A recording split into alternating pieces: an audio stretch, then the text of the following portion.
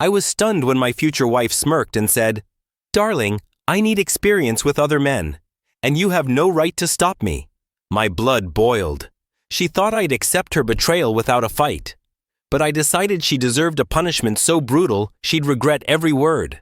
I never thought the woman I loved would casually tear my heart apart. But that night, she did. Sophia and I had been planning our wedding for months. We were set to be married in a few weeks. Everything was falling into place. We had talked about our future, our dreams, and I thought we were on the same page. But nothing could have prepared me for what she said. We were sitting on the couch, wine glasses in hand, the glow from the TV flickering in the background. She was quiet, a little too quiet. Something in the air had shifted. I could feel it, but I couldn't pinpoint it yet. Then she spoke casually, as if she was telling me what color flowers to get for the wedding. "Darling," she said, her voice soft but dripping with a confidence I had never seen before. "I think I need to experience other men before we get married." The words hit me like a slap. I froze. Did I hear that right? I stared at her, waiting for her to laugh or say something to soften the blow. But there was no laugh, no apology, just that smug little smile, like she had just made a reasonable request. "You need experience with other men?" I repeated, my voice hoarse, struggling to process what she was saying. She nodded, her eyes never leaving mine. "Yes, I love you, but I need to explore.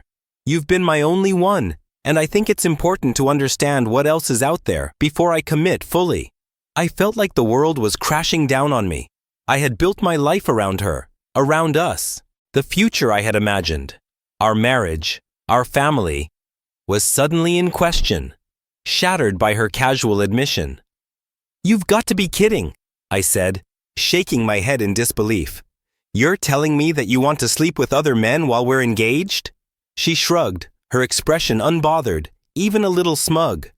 "It's just physical, babe. It doesn't change anything. I'll still marry you. I just need to get it out of my system." And I could feel the anger building inside me, the hurt pushing at my chest. This wasn't love. This was manipulation. This was her trying to control me, making me feel weak and insignificant. "Do you think I'm that much of a fool?" I said, my voice rising. "You think I'll just sit here and watch you destroy everything we've built?" She sighed, rolling her eyes as if I was being dramatic. "Don't make it a bigger deal than it is. I'm just being honest. You should be grateful for that." Grateful? Grateful for what? For her telling me she was going to sleep with other men while I was expected to stay faithful? I stood up, pacing the room. My heart was pounding. I could feel my blood boiling. I had given her everything. My trust, my love, my future. And she was throwing it all away like it meant nothing. "All right," I said, turning to her with a calm I didn't feel. "You want to go out and sleep with other men? Fine, but let me make one thing clear. I'm not going to just sit here and take it. You will regret this, every word, every action." Sophia laughed, a light dismissive sound. "Oh, come on, you're not really going to make this an issue, are you?" I smiled, though it didn't reach my eyes. "You'll see." And with that, I turned and walked out of the room, the weight of betrayal still heavy in my chest. I didn't know how yet, but I was going to make sure she felt every ounce of regret for the decision she had just made. The days following her admission were strange. The anger and hurt I felt weren't easily shaken, but I had to play the part. I couldn't let her see how much she'd shaken me. No, I needed to stay calm, poised. I had a plan. She just didn't know it yet. Sophia went about her days as if nothing had changed, still texting and calling me with the same sweetness in her voice. We had dinner together, went through the motions like we always did, but I could feel the distance growing. She was no longer my fiancée in my mind. She was a stranger, a woman who was now my enemy. I didn't bring it up again. I didn't argue. I just let her think that I had accepted her decision, that I was the man who would forgive her. I played the role of the understanding fiancé, waiting for the moment to strike. Each night as she came home, I saw the small changes, the way she smiled at her phone, the faint scent of cologne that wasn't mine. But she had no idea I was already one step ahead of her. I had been researching, watching. I knew where she was going, who she was with, and what was happening when she wasn't with me. She had no idea that her freedom was already being slowly taken away from her. Step 1. The first hint of freedom. I started small. Her phone, the one she never let out of her sight, suddenly started appearing on the counter at night. Unlocked. I knew she thought I had become complacent, that I had stopped caring, but I hadn't. I was gathering information. Her texts to other men were still there, clear as day.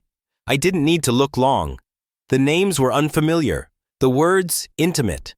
I felt a sickening knot in my stomach, but I didn't let it show, not yet. I snapped a few screenshots, knowing they would be important later. The real challenge was making her think I had let go of the issue, that I had truly accepted her need for other men. I needed her to feel comfortable, to feel in control, so that when the trap closed, she would have nowhere to run. Step 2. The fake freedom. I encouraged her behavior. I told her to go out, to have fun, to explore. I even helped her pick out a dress for one of her dates with a man I knew was using her. I watched her leave that night, a smile on her face, the scent of perfume lingering in the air. When she was gone, I took the next step. I spent hours at my computer, setting things into motion. I had reached out to people in her life, friends who didn't know the full truth but had noticed her changing behavior. I told them what she was up to, making sure they knew everything she was doing behind my back. I sent them messages, screenshots of her texts with men, even a few photos from the nights she spent out late. They were the key to my plan. I couldn't destroy her alone. No, I needed to make sure the world knew what she had done. The humiliation would come from every corner. Step 3. The setup. The next day, I invited some of her closest friends over. They were completely unaware of what was happening behind the scenes. Sophia had always been the life of the party, the center of attention. But today she was going to become the subject of a cruel joke. I greeted her friends with a smile as they came in, setting up drinks, appetizers. I could feel her unease as she entered the room, her eyes flicking between me and the group. She could tell something was off, but she didn't know exactly what. "I thought you said you were staying in tonight," she asked, arching an eyebrow. "I changed my mind," I replied smoothly. "You've been so busy. I thought it would be nice to have some friends over. You've been spending so much time with your other activities." Her face faltered for a second before she masked it with a smile. "Oh well, I guess we can't keep you all to ourselves, can we?" The tension in the room was thick, but Sophia played it off, laughing along with her friends, not knowing that every word she spoke was digging her own grave. Step 4. The reveal. As the evening went on, I made sure the atmosphere was relaxed, almost normal. I let the conversation flow, but all the while I was waiting for the moment to drop the bomb. It came when one of her friends, who had been invited but had no clue about the betrayal, pulled out her phone. "Hey, I just got this message. It's a little strange, but I thought you should see it." Sophia's eyes widened as her friend showed her the screen. It was a picture I had made sure was sent to everyone in the room. Her texts to John, her flirtatious messages, even the photos from her late nights out with him. Her face drained of color as she looked around at the room full of people. No way," she whispered, stumbling backward. "What's wrong, babe?" I asked, my voice low and calm, though inside I was grinning. "I thought you didn't mind being honest with everyone." The room was silent, save for the clicking of phones as everyone stared at the evidence. Her secret was out. The world she had built on lies and manipulation was falling apart around her. She turned to me, eyes pleading now, but I had no sympathy left. "You really think I'd just let you humiliate me and get away with it?" I asked, taking a step toward her. "No, you're going to feel every ounce of regret for what you've done." The room was still, heavy with the weight of betrayal. Sophia stood frozen, her face pale and her lips trembling. The vibrant woman who had once been the life of every gathering was now exposed, her secrets laid bare for everyone to see. I watched her crumble. There was no anger in my eyes anymore, just cold resolve. She had thought she could play with my heart, and now she was going to see what happens when someone else plays the game. The moment Sophia turned her tear-filled eyes to me, I knew I had her. Her friends, who had been silent up until then, were now murmuring to each other, sending Sophia nervous glances. She was no longer the confident woman they all adored. She was a cheater, plain and simple. The facade had cracked, and no amount of laughter or charm could cover it up anymore. "Please, listen to me," Sophia whispered, her voice barely audible, but the desperation was clear. This isn't what it looks like. But I wasn't interested in her lies anymore. I had been patient. I had watched. I had played along with her little games, but now the tables had turned. "I don't need to hear your excuses, Sophia," I said flatly, my eyes meeting hers with an unrelenting stare. "I've given you a chance, and you've thrown it all away. I'm done being your fool." Her friends started to shift uncomfortably, some of them muttering, others glancing nervously at Sophia. They could tell that this wasn't just a simple misunderstanding. This was the end of something far more serious. I looked at Sophia's face, now flushed with shame, and I knew exactly what I had to do. Step 1. The financial blow. "I'm glad you decided to be honest with everyone here," I said, my voice calm and controlled. "But that honesty doesn't change the fact that you've already betrayed me, and now you'll pay for it." Sophia's eyes widened in confusion. "What are you talking about?" I didn't answer her right away. Instead, I turned to one of her closest friends, who had been privy to her lies all along. "Would you be so kind as to tell her what I'm about to do?" Her friend looked nervously at Sophia, then back at me before speaking in a whisper. "Sophia, he's not just talking about exposing you here. He's going to ruin you." Sophia's eyes filled with fear, but I continued, never looking away. "You've been living off my success, using my money, resources as your crutch. I made sure that when I left, you wouldn't have a thing left to hold on to. I had already transferred the funds. I had moved money from our joint accounts into one she couldn't access. The house was under my name now, and all her credit cards had been frozen.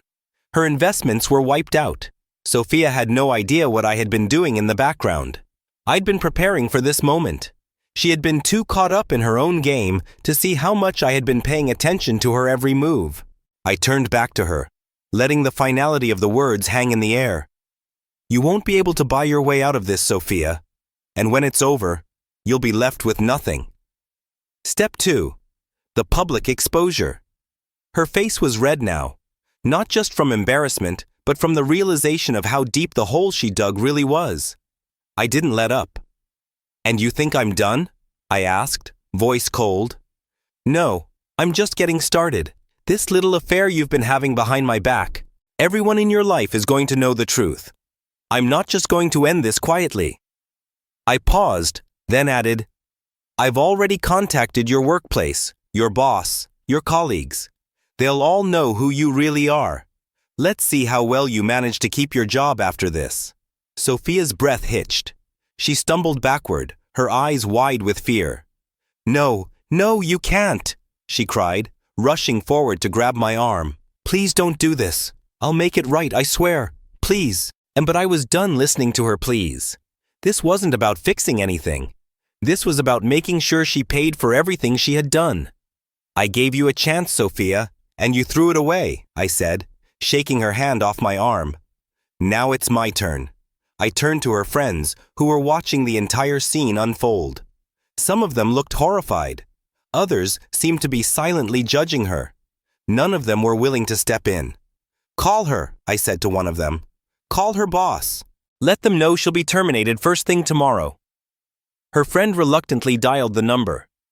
I didn't need to hear the conversation. I knew what was happening. Step 3. The end of her world. Sophia sat down at the table, her shoulders slumped, her face now buried in her hands.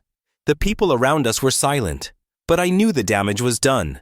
This would be the beginning of her downfall. I turned away from her, my expression hardening. "You wanted freedom, Sophia, but now you'll see the price for your choices."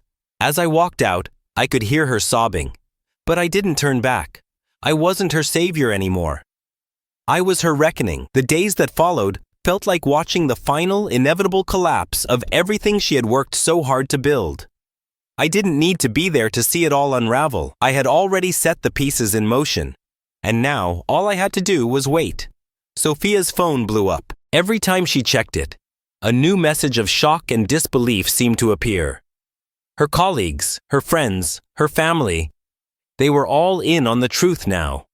The affair, the lies, the cold indifference she had shown me, all exposed. But none of them were as important as her boss, who had made his decision the moment I alerted HR about her behavior. By the end of the week, Sophia had been fired from her job.